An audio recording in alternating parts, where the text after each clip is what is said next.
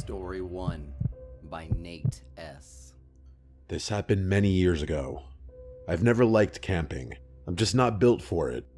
The dirt, the bugs, the uncomfortable nights in a sleeping bag that somehow always end up feeling like a rock by morning. Unfortunately, I've been camping more times than I can count, though never by choice. My dad is one of those rugged, wilderness-loving types, and every summer when I was a kid, he dragged me out into the woods with his equally rugged friends to disconnect from technology and reconnect with nature. By the time I hit sophomore year of high school, I'd had enough of suffering in silence. I finally convinced him to let me bring a friend along to make the whole thing a little more bearable. To my surprise, he agreed without much fuss. So I brought my friend Charles from school.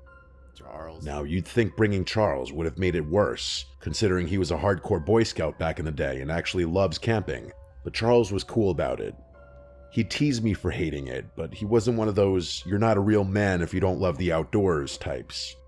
Plus, I figured if I had to suffer, at least I'd be suffering with someone who knew how to make a fire and pitch a tent without turning it into a full-blown disaster. He was stoked to come, partly because he loves camping, but also because, back then, he looked for any excuse to get away from his parents.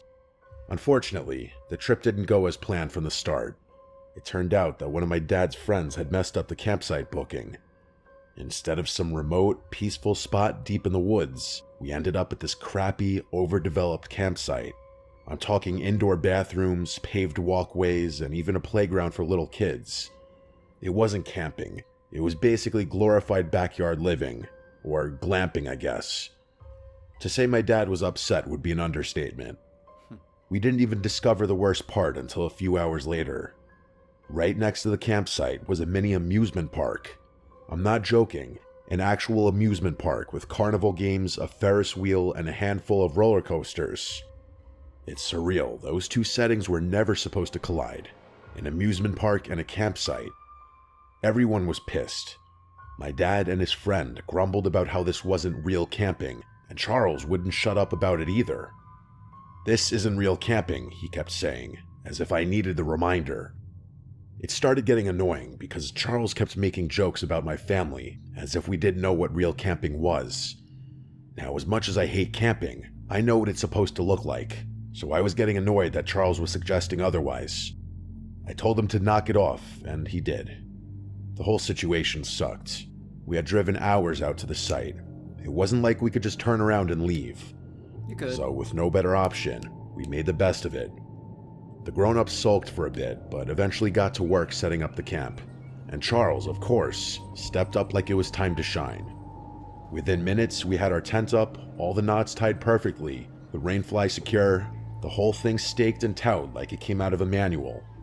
Even my dad, who never really gave compliments unless someone was bleeding or unconscious, nodded in approval, which got under my skin a bit. Charles and I were sharing a tent, and once everything was set up and dinner was done, we slipped away for a bit under the excuse of organizing our stuff. The truth was, Charles had brought a little metal pipe and some weed in an old Altoids tin. Nothing crazy, just enough to take the edge off. I should mention that Charles and I were in that delinquent phase of life, where we liked causing trouble and hanging around in places we didn't belong. I don't smoke weed anymore, and part of me will always wonder if the only reason I ever did was because I was trying to stick out and defy the norm. Anyway, the two of us snuck into the woods and smoked, chuckling to ourselves the entire time.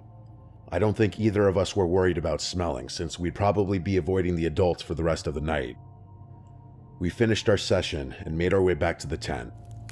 After a few hours of just chilling and talking about some of our other friends from school, we both agreed that we had way too much energy to sleep. Charles had a very mischievous grin on his face, and I could only imagine what he was thinking. He suggested we go explore the campsite, and I was skeptical. That is, until I realized he meant explore the amusement park, which instantly piqued my interest. He said it would probably be a piece of cake getting to the top of one of those roller coasters. Climbing stuff was something we loved doing back then, and the thought of climbing a roller coaster was exhilarating. So after we were sure everyone was asleep, we made our move. It was really late by then, well after midnight. We grabbed our flashlights and headed to the fence surrounding the park. It wasn't even that hard to climb, just a little boost from Charles and we were in. The place was dark, but there were security guards patrolling, and every so often, we'd hear the hum of a golf cart making its rounds.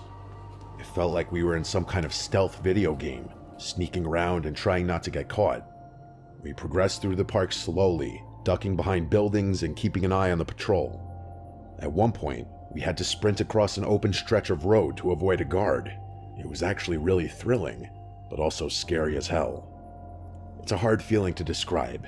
Everything seemed like a game, but both of us knew the consequences would be harsh if we were caught. We finally made it to the base of the roller coaster, and from up close, it looked way bigger than it had from the campsite. We spotted the maintenance stairs running up alongside the main ascent and didn't hesitate. The metal rungs clang softly under our feet as we climbed, one step at a time, trying not to make too much noise. There were no railings for part of the stretch, which was actually kind of terrifying. We finally reached the top, and the view was unreal. We could see the entire park below us. We took a single photo up there, as you can see here. I wish we had taken more pictures, but we were being extremely cautious as to not draw attention to ourselves, as we wouldn't be able to get away in time if someone spotted us from below. Eventually, we figured we'd pushed our luck long enough and decided to head back. After making it to the bottom, we started creeping through the park back the way we had come. For whatever reason, the return route was much quicker than the initial one. Maybe the patrol wasn't as intense or something at that hour. I really couldn't tell you. We were maybe 5 minutes from the spot we'd hopped the fence when we had to stop.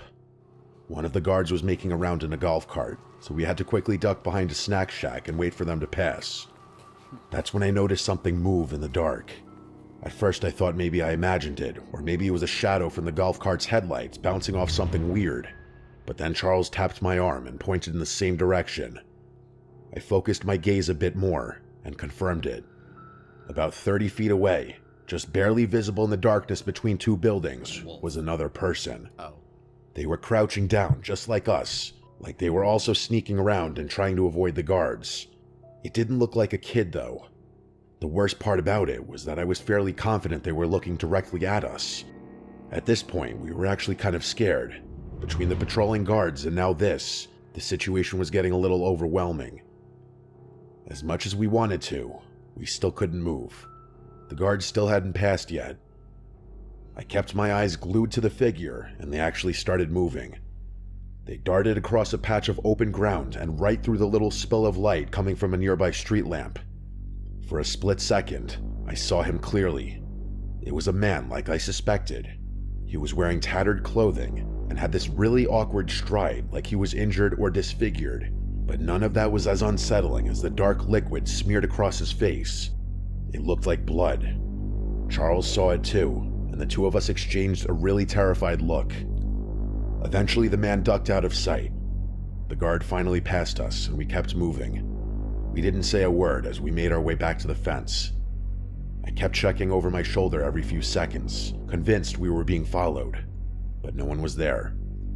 We made it back to the fence, scaled it the same way we came in, and dropped down on the other side. The difference was, this time we didn't laugh about it.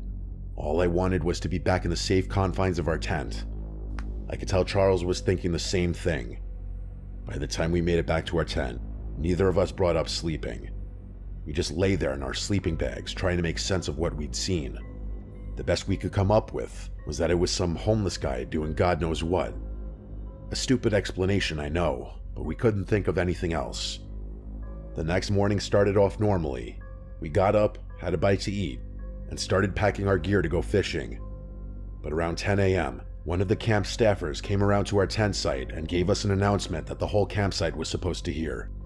Apparently, a man had been stabbed and killed the night before at a lake about 4 miles away from the campground. They weren't giving many details, but the guy who did it was still on the loose, and the local sheriff's office had asked all park rangers and campsite staff within a certain mile radius to be on high alert. They described him as a disheveled white male in his late 30s, shirtless, possibly bleeding, or with blood on his clothes. Then they instructed us to pack our things and leave for our own safety. Charles and I instantly connected the dots. It must have been that guy we had seen the night before. We kept our mouths shut. We didn't tell my dad. We didn't tell the rangers, and I still don't really know why. I know I'm going to get a bunch of hate for this, and I get it, But at that age, I was more convinced with staying out of trouble than anything else. I still kick myself for not speaking up.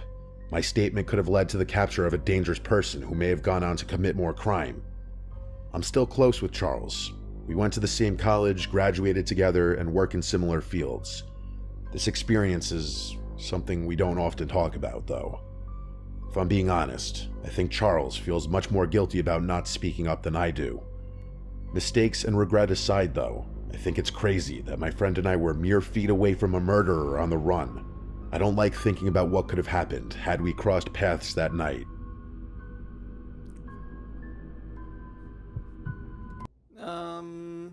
Guys, let's be realistic.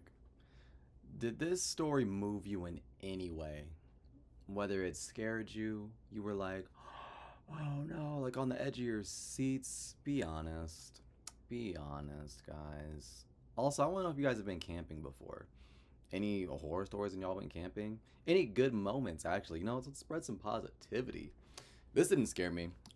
Truthfully, didn't care. Also didn't care for the narrator's voice either.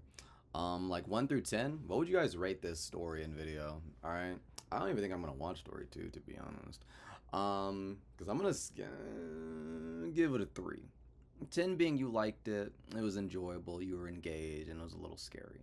0 being you took a nap and you clicked off.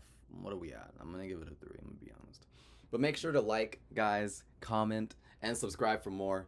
There's probably gonna be a video above my head somewhere. To watch another one. Go watch another one. Let me know if that one makes you fucking flinch or not, or you're scared or not.